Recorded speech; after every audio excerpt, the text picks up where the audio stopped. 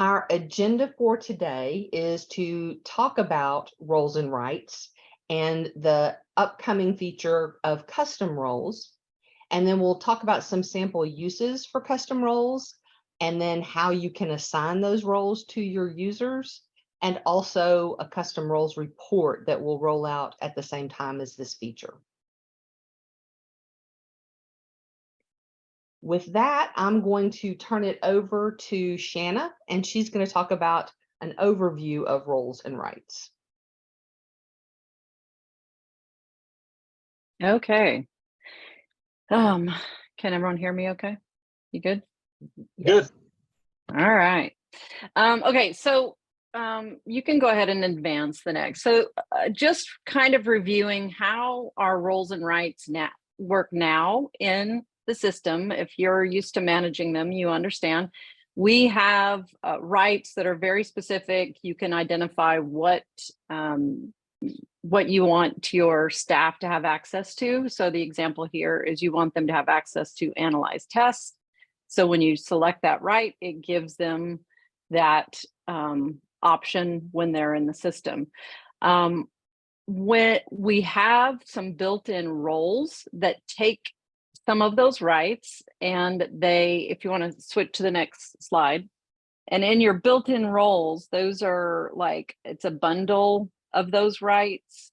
And so we have some that are already pre-built, like principal role, and we go in and they're already set. The rights that go along with the principal role in our, as we have determined, are already set in the system. And so when you select that role, it automatically assigns those rights. So that's how it works now. And then we do, in our online help, we have a spreadsheet that you can access that will take you to all of those roles and rights. There's like a tab at the bottom that you could click on each one of the applications, and you can see specifically what each of those rights includes. And then at the top across there, we have the roles assigned. So this is our system roles and rights. This is what we have that we've had for a long time. Now, a lot of our districts have asked if they could have some type of an option to customize these roles and rights. And so we have, over the last year, have been working towards this and kind of decoupling those rights and being able to create our own, where we can provide you the option to create your own custom roles. So what that means, and we have this, what it is, you can customize the bundling of those rights, and you can create your specific rights that you feel align with a principal role. So you can customize your rights, create your own role.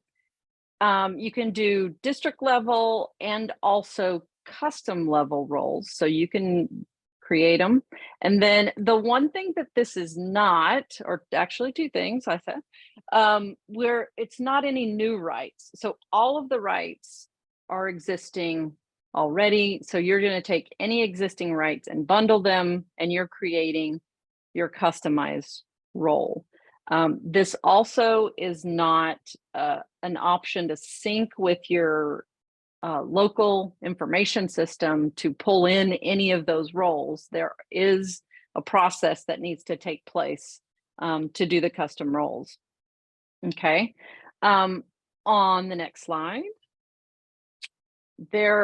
who does this benefit?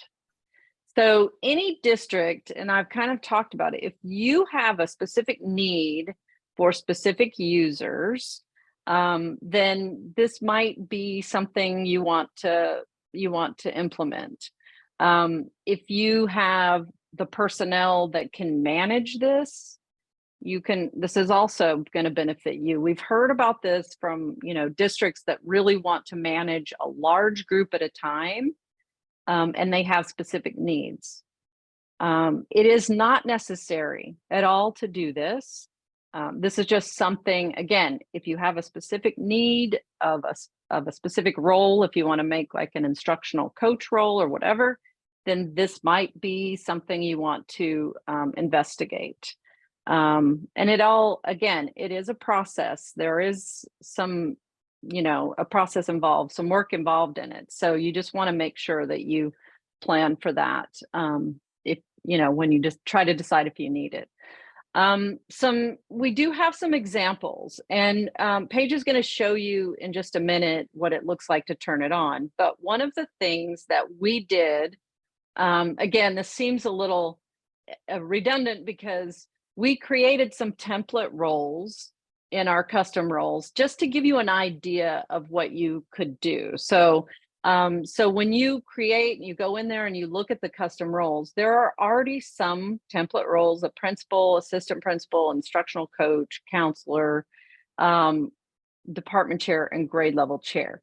These are just suggestions for you, and you can take any of these roles and either edit them and make them what you want, like specifically the instructional coach role. You may want specific rights that are connected to that. So you'll want to look at each of those, and you can edit the ones that are there, or you can create brand new ones. You can delete these. The only thing I'll say is if you delete these, there's no way to get them back. But we really just did this as more of a template to give you an idea of what was possible. So, okay. We have had districts that have been using this. Actually, a couple of districts and a large district. Klein ISD used this for quite some time, and they gave us some tips for like some things, kind of some lessons learned along the way. They upload their user import 2 times a week to make sure that the custom roles are accurate. They did say that it was a very easy process.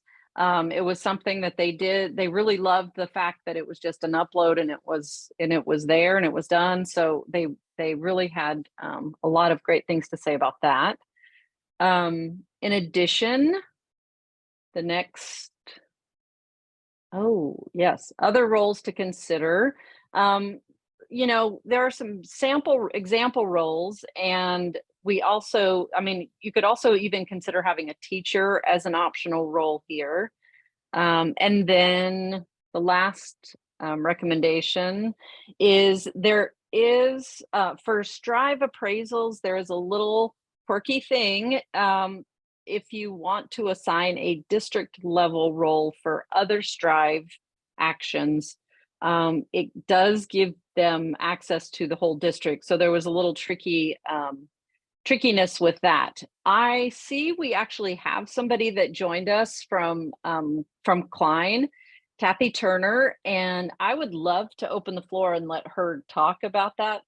Any other tips, or if you wanted to say anything specific about your experience, I would love that. It was a process to figure out who needed what rights, but I'll say it made it a whole lot easier when a specialist reached out and said, I used to be able to do this, I'm no longer able to do it. We could go in and click a button and activate that for all the specialists that had that role assigned. So it made a lot of adjustments to roles so much easier. We had some specialty campus workarounds that we needed to do, but our digital resource team configured all of it and worked it all out. So we have a document where we keep our roles, like we have the titles for our custom roles and which employees that would impact, like which employee titles would go into that role. Just to make sure that everything matches with the job that the people are going to do and the access that they need. So at this point, we haven't expanded this to district level people, but we are we've been doing this all year for our campus level people, and it saved us a lot of time and a lot of service desk tickets. Yeah, that is so great. They've given us, lots of applause. Thank you for speaking to that. We've had several meetings along the way, and you've provided some feedback for some some Strive rights that we've made some adjustments. I did neglect to say in the what is custom roles that this is our first pass at this, and we do plan to continue to evolve the process to address things like the Strive appraisals for district levels, and just some other little quirky things as we get that out there. And all of the feedback is really welcomed. Again, we want this to be something that is helpful for you, and it brings value to and saves some time. So it sounds like that is definitely something that has been a bonus. So, all right. For the sake of time, thank you again, Kathy, for mentioning that. But for the sake of time, I'm going to pass it on to Paige and let her go through a little bit of what it looks like on this end when you set it up. All right, thank you. So we're just going to go quickly through. There will be additional information in our online help guide, but so that you'll know kind of what to expect. You will have to enable the custom roles once it's rolled out. So you'll go to the management app and you'll go to the security tab up at the top. And under the security tab, you'll see an option to enable custom roles. You can leave it set to use our built-in roles, which is what you've been using all along. You can use built-in roles and custom roles, or you can use custom roles only. I would make sure that every user has a custom role, that you've got all those roles built and everything before you get started. So probably a lot of you will start out with using built-in and custom roles so that you can apply the customs to the ones that you need to, but use the roles that you've been using for those that don't need a change. But that's one setting that's going to turn it on. And then once it's turned on, you will have this option over here on the left to manage custom roles and go ahead and set your roles up. And so for those of you that just clicked on your management application and don't see that, it is not there yet. That's why you Correct. Yeah, I'm sure you are going to get hit with a bunch of questions. So this has not been made public yet. It will be in the near future. I don't have a date for you. I wish I did. But as soon as it is public, we'll communicate that out. And at that time, there will be an article in the online help guide. And then you will see that option under the security tab. And you will also then see the manage custom roles over in your web manager. So once you've turned it on, you'll go to custom roles under users and guests, and you'll see those 6 templated roles that Shanna mentioned. These are custom roles. You could go in and edit these. If you don't like the rights that we assigned to them, you can edit any of these that you want to edit, but you can also create your own. So if you don't need these, you don't have to use them. You can create your own roles for the needs that you have in your district. Once you've created a role, you're going to go in. Well, actually, this is how you'll create your roles. Down at the bottom on the left-hand side of that management pane, you'll see a create new custom role button, just like it's always at the bottom in our stuff. And then you'll go in and give that role a name, and you can give it a description. And then you have the option to make it limited to the user's campus or district level.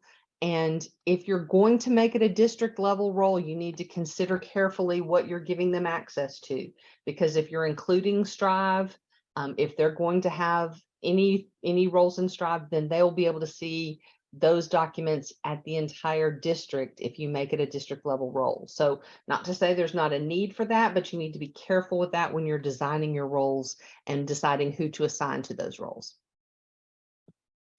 Yeah, And then I have a comment there. It's absolutely also for aware, and we've said this all along, but I think custom roles even makes this more important. It's much easier to add access down the road than it is to take access away. And so you definitely want to start with limited and then expand from that, because if you don't, that could cause more problems for the end user. Because if they had a higher level of access and created things like local assessments or whatever in Aware, and then you took district away from them and went down to campus, those of you that know, they wouldn't even be able to see their own assessments that they created at a different level. So you want to start at the bottom and move up. You can always add much easier and safer than starting with big and removing down. Absolutely. And as Kathy mentioned, it's easy to add those and make those tweaks as you're going through the process, but better to give later than to have to take away. So once you have created the name of the role on the general tab, then you'll see the rights tab, and you can go in and assign the rights that you want for that particular role. And you'll notice you can see all of the applications. So you could have roles and rights for both Aware and Strive and Forethought, whatever you need for a specific role. This is an example of an instructional coach role that you might create. You might not want to have all these things, but this is one option. And then you can decide what you want and save that. And those will be the rights that will be assigned to that custom role in your district. And then you're going to add the people to that group. So there are two ways that you can do it. You can manually add users to a specific role. So I've gone in to manage users. I've found a user's name. I've gone over to their roles tab, and I'm saying for this user, I want to use custom roles. And I selected our templated instructional coach role from the list. I didn't build a new one, but if you had built a new one, the new roles that you would see would be showing up in that drop-down list as well. And then you have the option here of making them a system administrator also or not. And probably a lot of the people that you assign the custom roles to will not be system administrators, but you'll have those roles from all the other apps that you bundled together. So that's the way that you would do it manually. You can also do an import, and this is that bulk management that we spoke of earlier. You can go into manage users and go to import users. You will see this list of all of the fields that are in the import, and you'll be able to download a template that will have all of those headers in it. You'll notice one of them, about a little less than halfway down, says user custom role. That's where you're going to put in the role that you're assigning to that user. There are other fields in this spreadsheet. You have to have all the headers there, but you don't have to have data in all of the other fields if you don't want to. You have to have data in all the 4 that have the asterisks. So it has to have first name, last name, email address, and school. If it doesn't have those, it's not going to, the import's not going to work, because those are the fields it looks for to match up your users. But you can also add the custom role field, and you can add any of these others that you want to. The reason that all of the other fields are there is that many of these fields are required for TIA reporting. So this import is used both to assign custom roles and to assign those ID numbers and those other fields that need to be in there for TIA. Again, you have to have all the headers, but if you don't want to fill in all the fields, you don't have to have data in every single field. You just have to have the field header.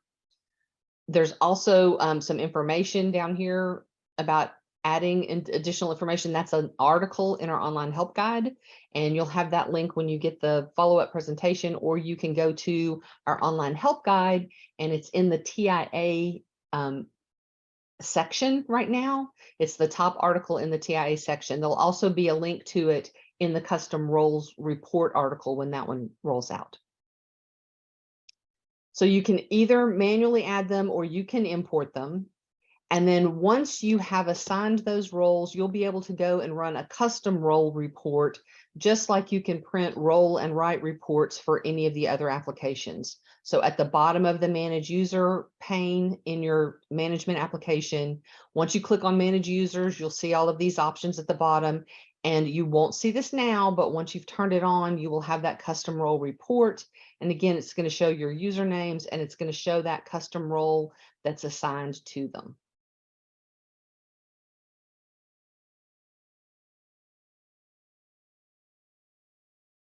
Okay, Shanna, would you like to talk about, I can't remember if you're talking about recommendations or if I am. We're missing our moderator. We Yes, we missed are. Tara today. She is not here, so we're just making things up as we go along.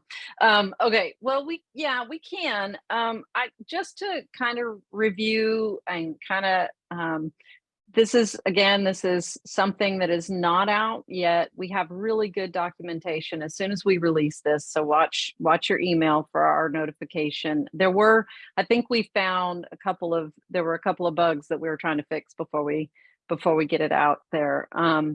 So, so look for that to come. We have, again, really good documentation. We want you to be sure, like, our recommendations, make sure you're reviewing your need. If this is a need for you, if this is something that you've been waiting for, then definitely start planning. What are the roles that you want? What are the rights that go along with the role? I will add that it's scary to switch it to custom roles and to change things. And I think what Jason said is definitely important. But the good news, if you do try some things out, is that we have the built-in custom role. I mean, the built-in roles do not go away. So if you go and change somebody to custom role, and then you change your mind and you go back and click built-in role, it will restore whatever rights they had before you changed them. So you can go back and forth. So that when I first started playing with this, that made me really nervous. But that's something that that you can do. Is it holds the original built-in roles in place. So if you do change, and the other thing I would say is, feel free to contact support@eduphoria.net as usual, or training if you have questions or concerns or whatever needs. I would also say, please share any feedback once we do release it. I noticed there was a question about more granular. One of the things that we will be updating in the future is, we know there's a need for some more granular rights. So that's something that we might address as well, just to kind of help with some of those needs in the future. Any other questions out there that? So I have a anyone has? recommendation too. And so Okay. like even though it's not released right now, one thing that I would say for you system managers out there, some of you are very experienced and we know you very well. But one thing that this kind of demands, if you're interested in going this way, is that you understand what the rights do. I mean, obviously in the past, some of you might have been using our built-in roles forever, and the role is what you'd kind of depend on. You know that if a person needs this, you give them that role. And obviously that role, like Shanna said earlier, bundles a bunch of rights. Well, if you're going to be building a custom role, then you're going to be selecting those individual rights. And yes, you can kind of look, take a screenshot of what principal gave and whatever, and you can kind of mirror those. But it does kind of require that you understand the rights so that you can assign the correct rights. And so what you might do now in preparation before this does release is to make sure that you're informed about what each right is. And if you do have questions, then that's where you could send them to our support team or to our training team, so that if you're not sure, I think this right gives this access. Am I correct in that, making that assumption? That would be definitely something that you could start preparing now, so that when you do go to build those custom roles, you already understand what each right access gives. That's a good suggestion, to go ahead and get the plan started now. I'm not seeing any final questions. Well, one just popped in. Appraisals and being able to do work.